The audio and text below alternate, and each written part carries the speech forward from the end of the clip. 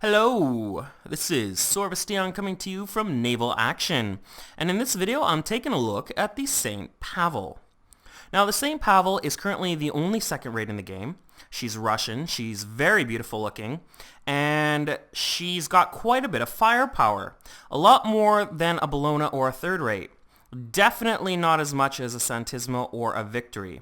If you are ever thinking to take this ship on against first rates, well, I wouldn't recommend it, especially with the changes they've made recently in patch 9.7. The Pavel, here, let's take a look at mine. Mine's an exceptional. It's got 2 durability, which is what you're going to get when you craft one. You're not going to get 5 durability like you will with 5th rate or below. She only comes with 2 durability when you first craft her. Mine has a crew requirement of 800. Well, they all have a crew requirement of 800, which is no problem if you're a Commodore, where your leadership gives you 800 crew. You can undercrew it as a flag captain. Now, if you're undercrewing it as a flag captain, you got to remember that you only get 650 crew. And personally, I don't recommend it. I would stick to a Bologna or a third rate until you become a Commodore. Because with this ship, you're going to have to manipulate the sails a lot more to do everything from speeding up to slowing down to even making simple turns. Because if you try and turn this ship on auto sails, it's going to take forever. And you're definitely not going to be able to just sail broadside to broadside like what you might be used to with smaller ships. Mine was built with live oak. It's got build strength, speed. I kind of wish that I got some stiffness, although speed does help me get around in the open world a little bit faster. But I mean, it's a Pavel.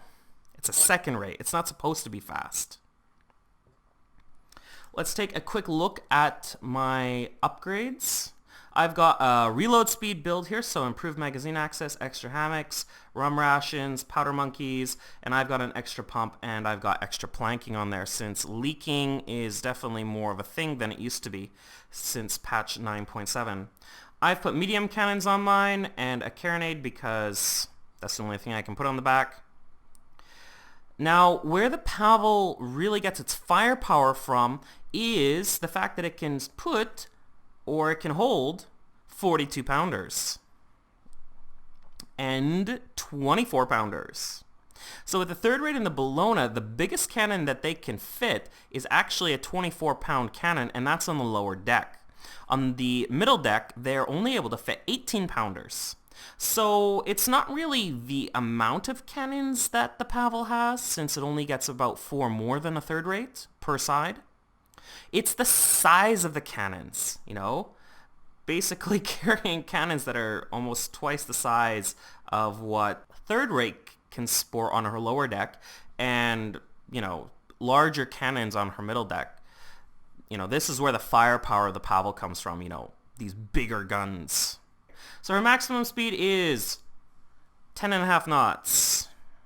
Yes, you're not going to be going that fast. And in combat, expect to see something more like 8.5 because I very much doubt you're going to be going in a straight line, catching the wind the right way to be able to make 10.5. Your turn rate is horrible. Like I said, you're going to have to be manipulating your sails a lot more with the manual controls because this ship just hates to turn otherwise.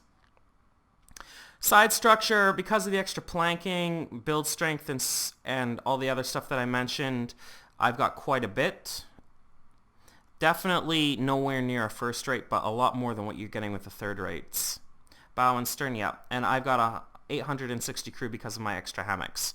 Again, you know, since patch 9.7, leaks are much more of a thing, and it takes a lot more crew to deal with them, and that can really detract from your ability to reload your cannons or to set your sails. So I think having extra hammocks is a good bet, just to be able to handle and deal with that stuff. But enough with stats. Let's go out and let's see how she actually handles in combat.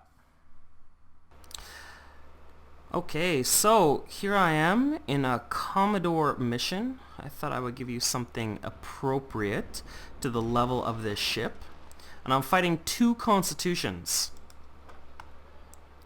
And this could be a little bit difficult. I'm definitely going to have to separate these two ships. I don't want to be fighting both of them at the same time, because that's probably not going to work out very well. So as you can see, the first thing I really wanted to talk about was manual sailing and turning. So I'm using manual sails here to turn the Pavel because she is so darn slow and just unmaneuverable. That's the only way I can describe it. Turning this thing is like trying to turn a barn.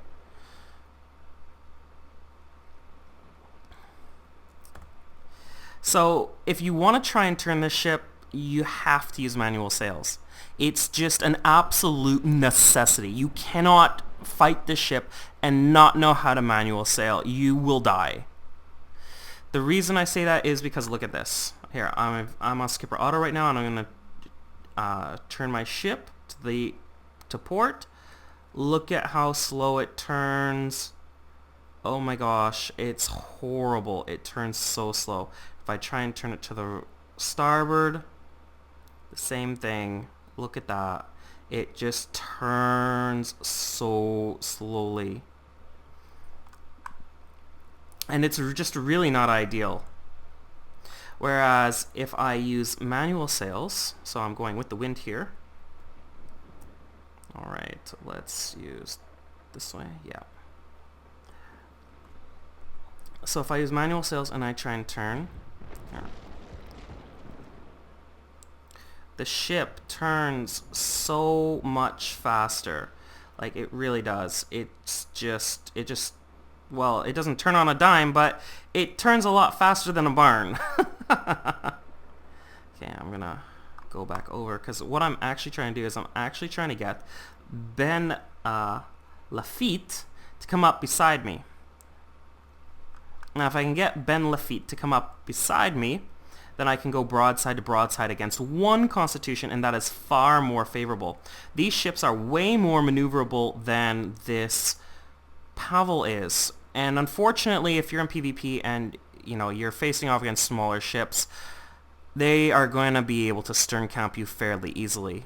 I mean, you have to be in a group that can protect you, basically, because they can sit behind you and stern camp you all day, and you will not be able to turn fast enough to really do anything about it.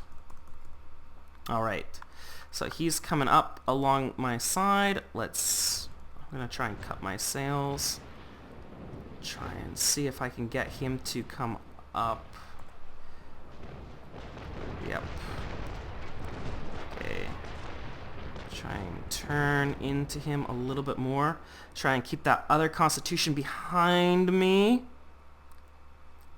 Alright, perfect. Okay, so he's coming up beside me. Let's go, yeah, maybe up to half. He's gonna come up around the side. He's not gonna be able to get back over, which is exactly what we want. Okay, that was a little bit high. Alright, cool. Let's get a broadside over there. Not bad. Yeah, I need to get him... I need to keep him on the side so he doesn't turn over. I need to keep Edward Barrett behind me. No, I don't want to come to a full stop. No, maybe slow. Alright, yeah, he's going a lot faster. So the first thing you see here on my guns is that my 6-pounders are reloading a lot faster than my other guns. My 6-pounder should be about ready here. Yep, my 12 6-pounders on my upper and top deck. I fire them off. And I might have aimed them a little bit high, but you can see they don't really do a whole lot of damage. I mean, it's pretty pathetic. The main firepower for this ship is coming from the 24-pounders and the 42-pounders. Yeah, I'm still going too fast. There we go. And you're going to see his hull go down a little bit more. Just want to make sure I get the aim right. Yeah, there we go.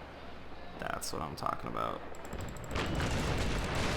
Yeah, look at that. Oh, we got some leaks. Yeah, so you can see that did some damage. That took down at least one full notch. And my 6-pounders are already reloaded, and I really, that shot was a little bit shallow. So this guy's right on my tail because I'm going so slowly. I think it's time to bring up my sails and to go over there and meet Ben Lafitte. Keep him from going ahead of me. And yeah, this guy's probably going to come on my other side. So this is the problem. I need to take down one of them. And I need to keep Ben Lafitte on this side. I cannot afford to let Ben Lafitte and the other guy, you know, go after me at the same time. I'll just take way too much damage, even just from 2 AI constitutions. That's a little bit sad, considering you're in a Pavel. But, you know, this is not... Like, 2 constitutions against a Pavel can still be quite deadly, even the AI. At this level, the AI is still quite deadly. Or not still, they are quite deadly. Actually, I should probably tell you a little story. I had another battle that I was playing against. This same mission. It was a Commodore single order against 2 Connies, and one of the Connies collided with me in the middle, or at the very beginning of the mission. Guess how much crew it took to repair that leak? I had 290 guys on survival. Not only that, but I had to put guys on to repair my front mast. It was very detracting from my ability to manipulate my sails and of my ability to reload my guns. And that's one of the reasons why I like to put extra hammocks on, is because it just... Ooh, that was a little bit high. Because it... Like, that extra crew just really, really helps. It really, really helps. There we go. Nice. Yeah, get those shots in right below. Okay, we're not doing too bad. Where's the other guy? Okay, good. If he was smart, he would have came up right beside me, and they would have been, and they could have gangbanged me from both sides. But he was not smart, and I'm allowed to take on Ben Lafitte by myself, and he's definitely not being too smart here. He should be turning away and showing me the other side of a ship since he's more maneuverable, but he's not that smart. So that allows us to keep putting shots into the side, and again, those 6-pounders, yeah, they're just, look at that. I had probably close to 10 or 8 hits, and I got 3 hull, you know, 3 hull hits. It really, it's not good.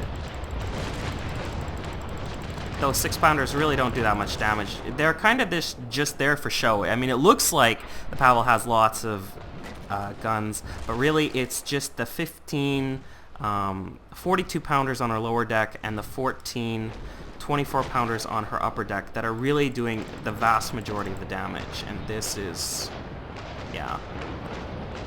See, with this, it might even be worth putting cannonades on your top and upper decks because, I mean, at least then they might be doing a little bit more damage. I've got mediums, and that is just my personal choice. I like to have all the same gun on my ship. Now, this would probably be a good opportunity to talk about mediums versus longs. Because, you know, you probably noticed in the port, as I also mentioned, I'm using medium cannons. And to be honest, I think that really comes down to personal preference. Mediums and longs do different things, as of patch 9.7. So what I've found with medium cannons is that mediums tend to take out other cannons more frequently. It does a whole lot of structure damage in addition to armor damage. It's really good at taking down armor, actually. It's got a fast reload time, well, relative to the longs anyways, and it requires less crew to man them. I think these medium cannons require 10 crew per cannon, something like that. I think it also depends on the cannon class. Not sure about that one though. You can let me know in the comment section about that. But yeah, so those are the benefits of the mediums. The longs are a bit of a different story. The long cannons have you know, the range, obviously, they have more penetration because they're fired at a higher velocity and weigh more.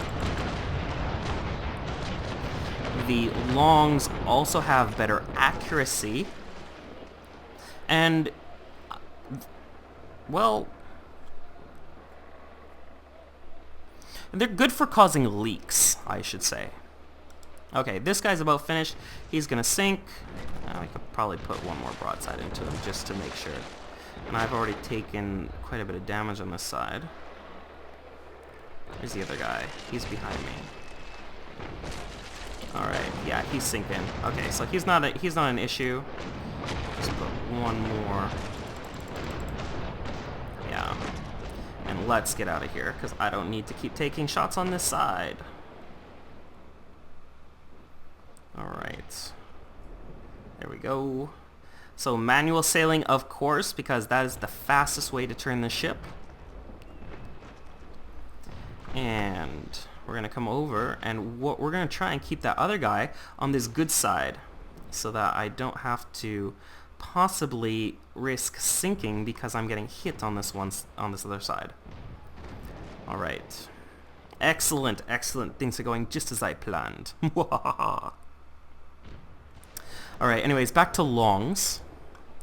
So with long cannons I think are good for ranged engagements. Times when you're fighting enemies that are more heavily armored than you are, or the caliber of your gun. So for example, if I was doing Rear Admiral fleet farming, long cannons might be preferable to take into medium cannons because I know I'm going to be facing Santismas and Victories, which have considerably more armor than a Pavel does. Let's depower. Get some shots. So that's a situation where the longs are very useful. PvP is another situation because you're not sure at what range you're going to be engaging from. Change my sails here.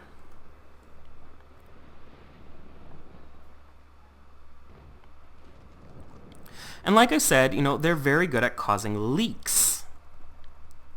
So with long cannons, they're very good at penetrating.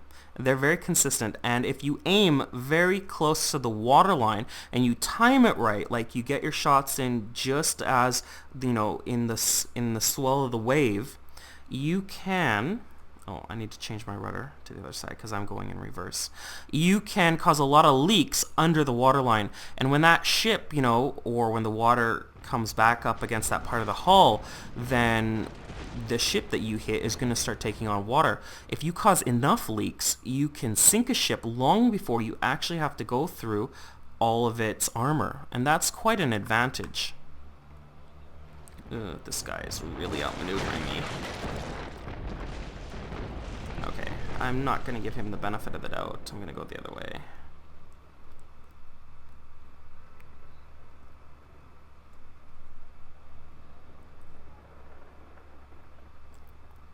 Yeah, because he's just going to come around, and he's going to come around on this side, and he's going to hit me. Dang it. So this is the problem with the Pavel, you know, they can just stern camp you so easily and outmaneuver you. I mean, it's a big ship. It's made to fight other big ships. So, back to long cannons. So, long cannons are good at very good at causing leaks. And like I said, you can sink a ship quite quickly if you're able to get or place leaks in the right spot, you know, be able to penetrate the hull in the right spot. So between mediums and longs, it really depends on your play style. Are you a person who is very good at aiming and you like that kind of tactical aiming play style? Or are you the kind of person who prefers, you know, just to batter the ship? When it comes to experience, I'd actually have to say that mediums, if you're going or dealing with ships smaller than yourself, like I am here, and you're not going up against larger ships, then mediums would probably actually net you more experience and gold than longs would, just because of the reload time. Longs also have the other added benefit that they'll overpenetrate. They'll go through one side of the armor, and they'll actually go straight through the ship and come out the other side.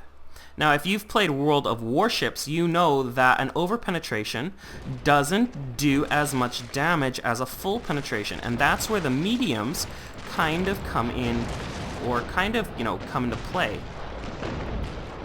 The mediums are more able to, penetrate the ship and just go straight in and cause damage, whereas the longs, depending on what ship you're going up against, will just fly straight through the ship. I mean, they'll take out the armor, but at the... I need to change my sails.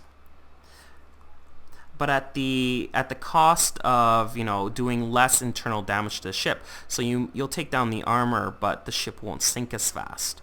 Whereas if with mediums, as far as I know anyways, once you take down one side of the armor, the ships should sink relatively quickly because it's taken a lot of internal structural damage.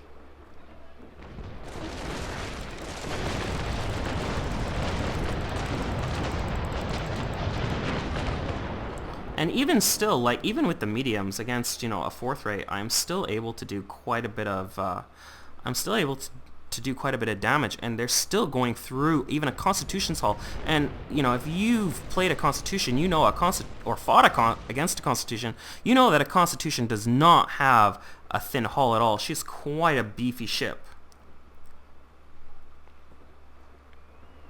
Alright, manual sails once more. Again, see, manual sails are an absolute necessity when it comes to fighting in the Pavel.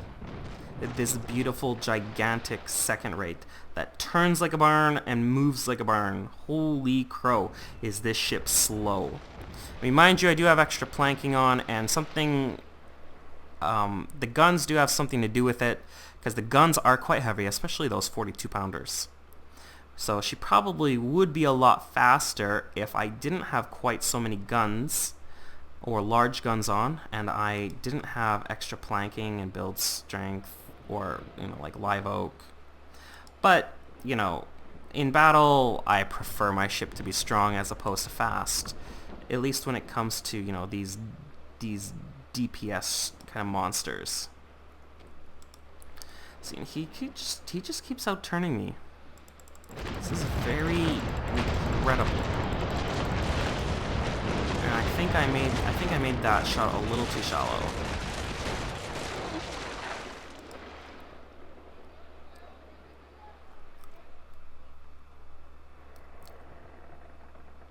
Yeah, so he's coming around. This could be good for us. Oh, I lost too many of my sails. No, he's going to come around on the other side. Okay. Sorry, I have to do a little bit of puzzle making here to figure out how to get this AI to stay on this side of my ship and how to get him to keep that side of my his ship towards me.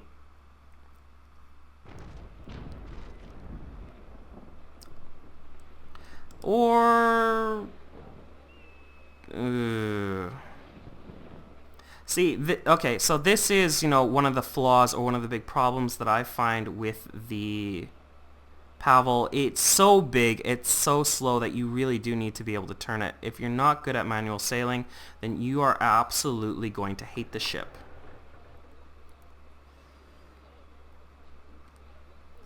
Absolutely going to hate it. And he seems to have stopped. Oh, that's a good time to put some shots into the side.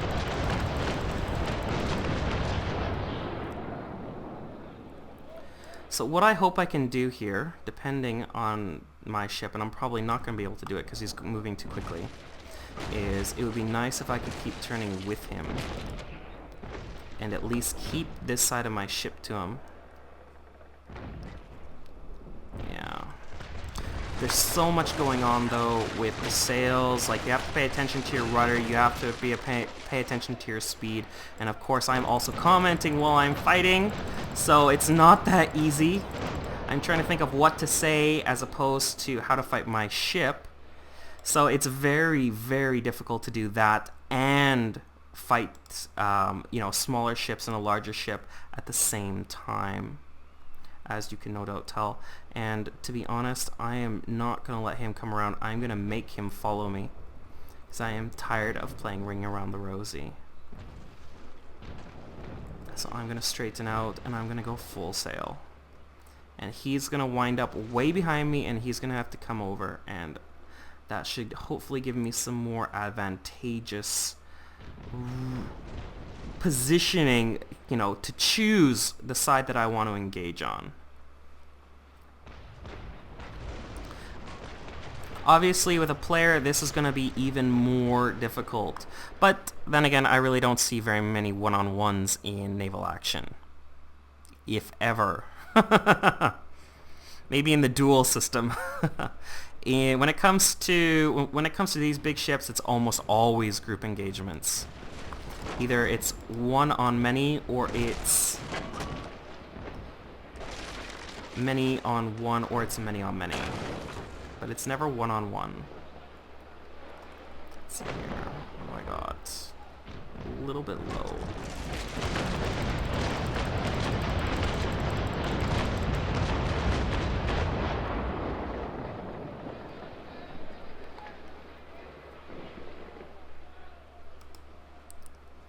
Well, I think that this fight is probably going to take a while, so I'm just going to call it here.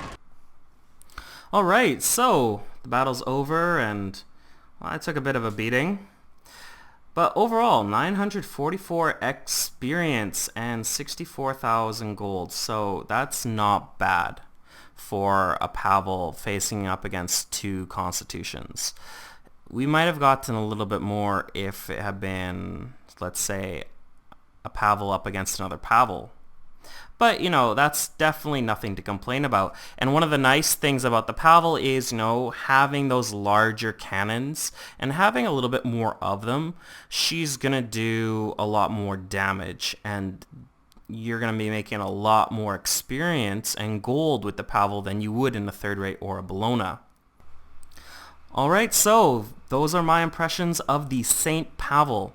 A very nice ship, very beautiful looking ship, very good for grinding and getting experience, very good for taking into PvP and taking into port battles. Just overall, a very, very fantastic, wonderful ship, with the exception of the things that I mentioned when it comes to maneuverability. Obviously, to really make this ship shine, you're going to have to be good at manual sailing. If you're good at manual sailing, then you will love the Pavel. If you are not good at manual sailing, well, you're going to have a tough time with any of the ships of the line, really. So it's one of the skills that you're going to have to pick up along the way, if you haven't already. So I want to know, what do you think about the Pavel? Let me know in the comment section below. This has been Sorvesteon coming to you from Naval Action in my St. Pavel, my wonderful, lovely St. Pavel. If you liked the video, remember to click like, and also remember to subscribe to my channel for more videos about Naval Action. Until next time, take care and happy sailing.